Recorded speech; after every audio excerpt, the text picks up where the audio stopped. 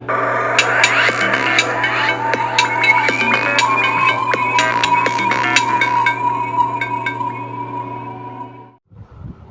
बच्चों, आज हम लोग कबीरदास की रचना साखी पढ़ेंगे। इसमें 5 दोहे हैं जिन्हें मैं आप लोगों को समझाऊंगा।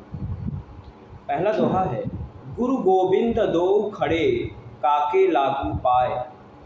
गुरु गोविंद दो खड़े काके लागू पाए, बलिहारी गुरु आपनो निज गोविंदियो बताए। कबीरदास जी कहते हैं कि अगर गुरु और गोविंद दोनों तुम्हारे सामने खड़े हों तो तुम्हें सबसे पहले किसका अभिवादन करना चाहिए?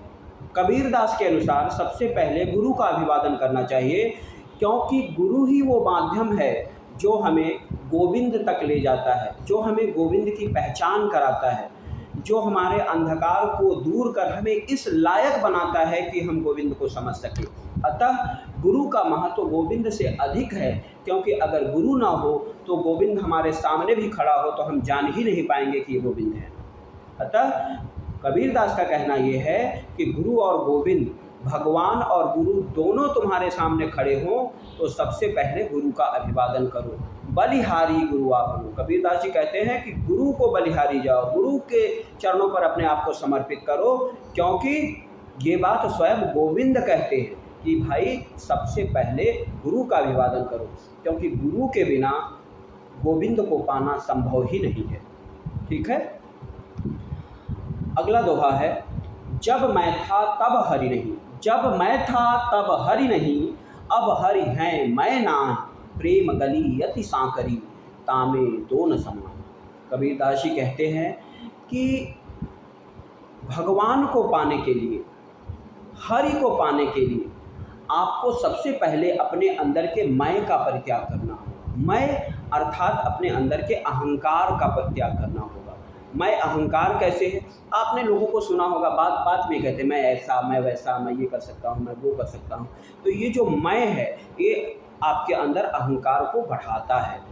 तो सबसे पहले क्या करना है? अहंकार का परित्याग करना है, त्यागना है, छोड़ देना है। जब मैं था अर्थात जब अहंकार था तब हरि नहीं, तब हरि नहीं थे। जब मैं था तब हरि नहीं, अब हरि हैं, अब मेरे पास भगवान है। क्यों? क्योंकि अब हरि हैं मैं नाहीं, अब मेरे अंदर का मैं खत्म हो गया है। जब मैं था तब हरि नहीं, अब हरि हैं मैं नाहीं। प्रेम गली अति सांकरी, भाई प्रेम की जो गली है वो बहुत सांकरी है। ये प्रेम इसके हकीकी है, इसके मजाजी नहीं है। इसके हकीकी माने भगवान से प्रेम, स्पिरिचुअल प्रेम है। प्रेम गली अति सांकरी, प्रेम की जो गली है वो बहुत सांकरी है, बहुत नैरो है। उसमें दोनों अर्थात मेरे अंदर का अहंकार और मैं दोनों एक साथ प्रेम की गली में प्रवेश नहीं कर सकते। अगर आपको प्रेम की गली में प्रवेश करना है तो सबसे पहले अपने अहंकार को निकालिए और बोलिए कि भैया आप यहाँ बाहर खड़े रहिए, आप मेरे साथ नहीं जा सकते। ठीक है।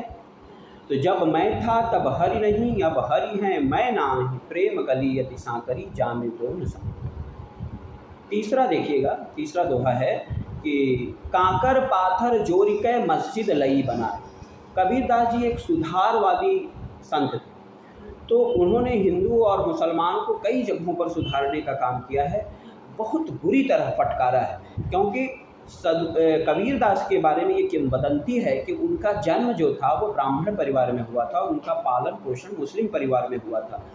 वो जिस समय उनका समाज में जन्म हुआ था वो हिंदू और मुस्लिम का क्लैश बहुत चल रहा था, हिंदू मुस्लिम के कॉन्फ्लिक्ट बहुत चल रहे थे, समस्याएं बहुत चल रही थी। तो सबसे बड़ा काम था कि इस समस्या को दूर करना। तो इन्होंने हिंदू और मुस्लिम को कई बार कई जगह पर टोका है, फटकारा है कि काकर पाथर जोड़ी के मस्जिद लई बनाए। कंकर पत्थर जोड़कर कबीरदास जी सर्वव्यापी भगवान में विश्वास करते थे। कबीर का जो राम है वो दशरथ नंदन राम नहीं है। कबीर का राम एक ऐसा राम है जो सुपर पावर है, जो ओमनी प्रेजेंट है और हर तरफ फैला हुआ है। उसको पाने के लिए किसी मंदिर मस्जिद की ज़रूरत नहीं है।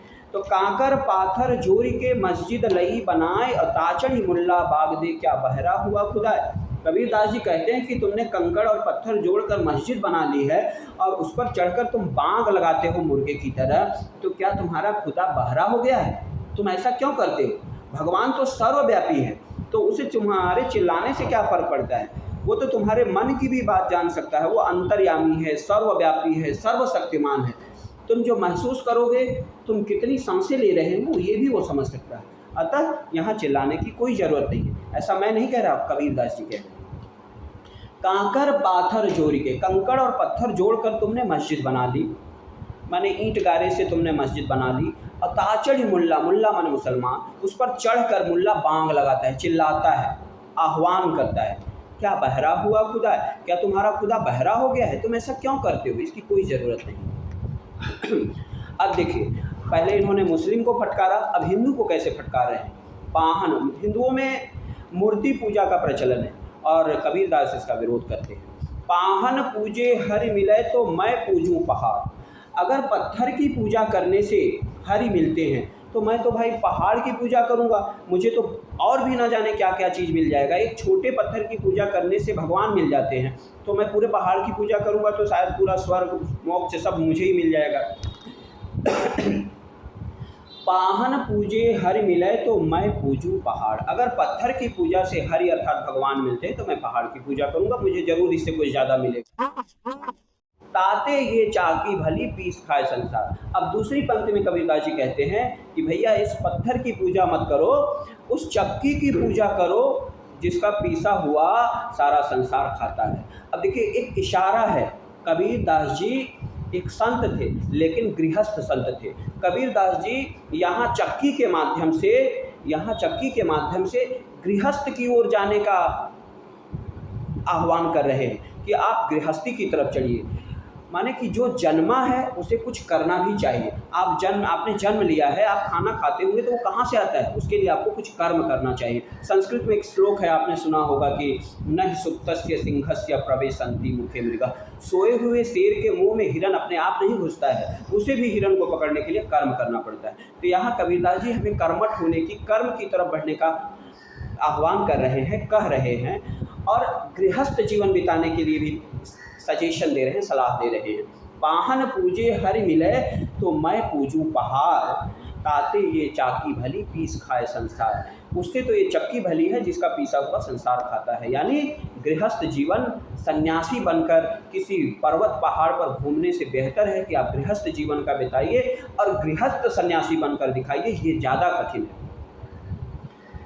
अब देखिए, अब यहाँ भगवान की महिमा का गुणगान कर रहे हैं, लेकिन इनका भगवान अलग है, ये आपको जानना होगा। सब धरती कागज करो लेखन सब बन रहा है। जितनी ज़मीन है, जितनी धरती है, सबको कागज बना दो, और जितने जंगल हैं, जितने पेड़ हैं, उनको काट कर कलम बना दो। सात समद की मस करो, और सातों समुद्र को मसी बना दो। अर्थात सातों समुद्र को क्या बना दो?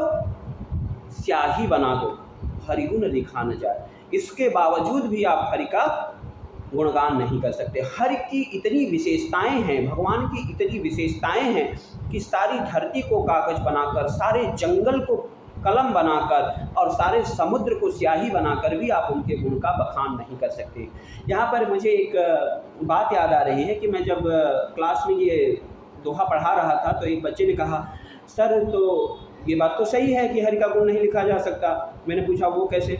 उन्होंने कहा, सर इन्होंने तो कलम बनाने की बात कही है, कागज़ बनाने की बात कही है, स्याही बनाने की बात कही है, लेकिन इन्होंने ये कहीं नहीं कहा कि सारे मनुष्यों को राइटर बना दिया जाए। तो जब कोई राइटर ही नहीं होगा तो हम लोग प्रशंसा कहाँ से लिखेंगे? तो मुझे हंसी आई, लॉजिक भी थी बात में, लेकिन आप यहाँ सारांश को समझिए कि जो हरि है उसकी प्रशंसा हम लोग नहीं कर सकते, उसकी इतने गुण हैं। ठीक है, तो इसे आप लोग ध्यान से सुनिएगा। अच्छा लगे तो सब्सक्राइब करिएगा। उम्मीद है आपको अच्छा लगेगा। धन्यवाद।